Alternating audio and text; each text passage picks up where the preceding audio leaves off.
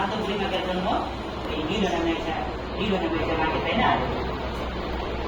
ডিডোনামাইজার কি হয় না, এর থেকে একটা নামিয়ে আছে না, আবার এর থেকে একটা নামিয়ে আছে না, মানে বাইরে যে যাইছে পিত্তরস, এটা আবার তার সাথে মিলিত হয়েছে প্যানক্রিয়াস, মানে অগ্নাশয়ের রস আছে, এতে প্যানক্রিয়াসের রস আছে, প্যানক্রিয়াটিক এনজাইম বলি, নাম কি? Pancreatic enzyme.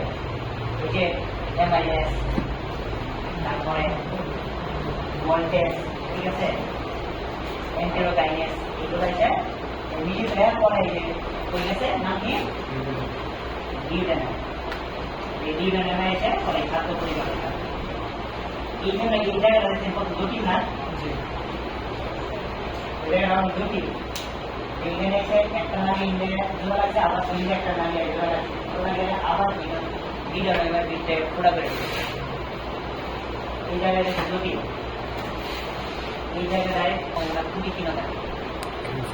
এই অপারেশনের দাম হচ্ছে প্রায় ৬০ লাখ টাকা, ৪-৫ লাখ টাকা অপারেশনের দাম। এবং রিস্ক বলতে কি মারা যায়, 99% মারা যায়। তারপরও ফ্যামিলি তো কিছু করে না, ফ্যামিলি তো চায় জীবন বাঁচে না, ঠিক আছে, তারা তো টাকা বড় বিষয় দেয় না, ঠিক আছে, দেয় এবং অপারেশন করতে লাগে তারা ৮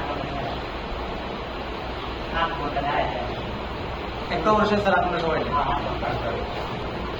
ফুল পরিশ্রম করে। আচ্ছা যাই হোক, এখন কোথা থেকে দেখেন এটা তো যদি বলে সিস্টিক ডাক, যাই হোক তাদের আলাদা একটা রাস্তা, রসের আলাদা।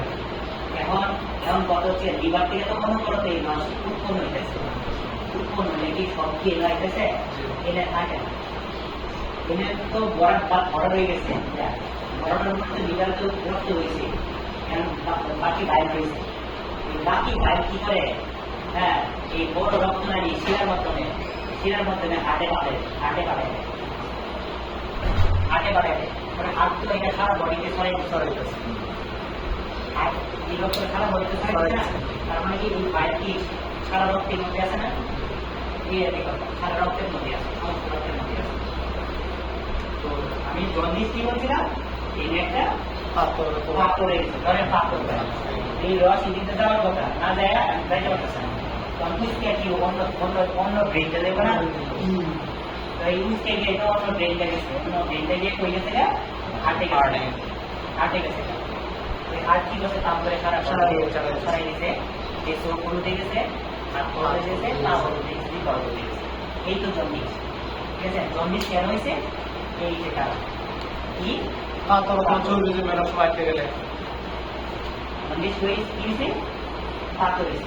এই যে বড় নারীটা দেখতেছেন না, এই নারীর নাম হচ্ছে সিবিলি, আমরা বলি দেন পাথর হয়েছে কোথায়, সিবিলিতে,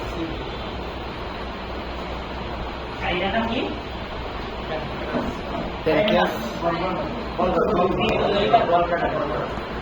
এইখানে পাথর হইলে এটার বলি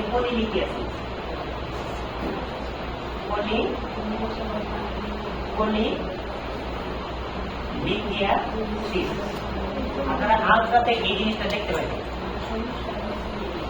পিত্তথলিতে যদি পাথর থাকে সেটাকে পলি মানে হচ্ছে পিত্তথলি, আর লিথিয়াসিস মানে হচ্ছে পাথর, লিথিয়াম মানে পাথর, আর সিস মানে পাথরে ইনফেকশন করতে হবে, ঠিক আছে, এই পলিলিথিয়াসিস। আর এইখানে যদি পাথর থাকে তার মানে এটা তো পলিলিথিয়াসিস বলতে পারতেছে না, এটা থেকে সিবিডি মানে কমন বাইল ডাক্ট, সিবিডি মানে কমন বাইল ডাক্ট। এগুলো ছিল আপনাদের পড়ানো, এগুলো হচ্ছে আমাদের পড়া, যে নালী দেয় যেটার নাম সিস্টিক ডাক্ট, এই লিভার থেকে দুটো নালী এসে, একটা হচ্ছে রাইট হেপাটিক ডাক্ট, একটা হচ্ছে লেফট হেপাটিক ডাক্ট, মিলে হচ্ছে common hepatic duct, common hepatic duct. এই কমন হেপাটিক ডাক্টের মধ্যে যদি পাথর হয় সেটা যখন